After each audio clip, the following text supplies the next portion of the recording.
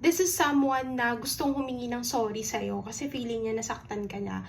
And if you're seeing this message around November 22 to November 30, this is your love reading. Okay, so this person thinks na naging careless siya sa'yo or nasaktan ka niya. Maybe it could be words or gesture or baka meron siyang nagawa sa'yo na mabigat. Tapos, pinag-aaralan niya kung paano siya magka-come forward sa'yo just to apologize on what he did.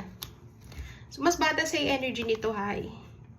Okay, so, torn din siya sa situation. So, maybe you are separated by religion or culture. Pwedeng status symbol, pwedeng boss po siya. Basta meron ditong energy na conflicting. And yun yung reason bakit hindi ka niya ma-message, bakit hindi ka niya kayang i-approach directly. And nakikita ko rin dito yung energy na even if you wanted this person to approach you, parang ang bigat-bigat sa pakiramdam kasi hindi niya ma-express yung totoo niyang feeling. So, ang pinapakita niya na lang sa'yo is yung opposite ng totoo para hindi ka siguro mag-expect ng sobra sa kanya kasi hindi niya kayang bitawan yung kung ano yung meron siya para lang sa'yo. That is the energy for now. Maybe magbago naman siya, diba? So, we have the Two of Swords. Even if you're not saying anything, nararamdaman niya yung bigat ng dinadala mo. Alam niya na you're asking for clarity, bakit siya ganon, bakit siya naging cold sa'yo, may cold treatment dito, pero he doesn't want that, or she doesn't want that kind of feeling.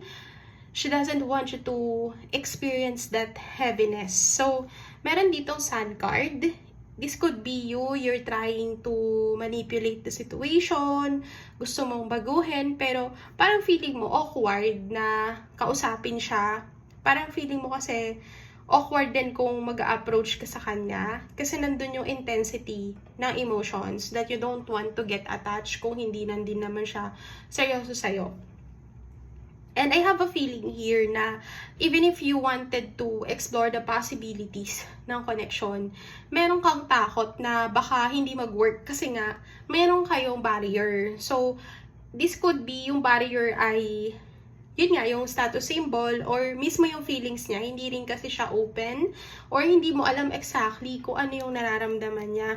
Yung parang nangangapa ka and ayaw mo nang ganon. Kaya meron tayong Wheel of Fortune. Sinasabi dito that if you will not give up, this connection is trying to blossom in the future. No? So may chance, may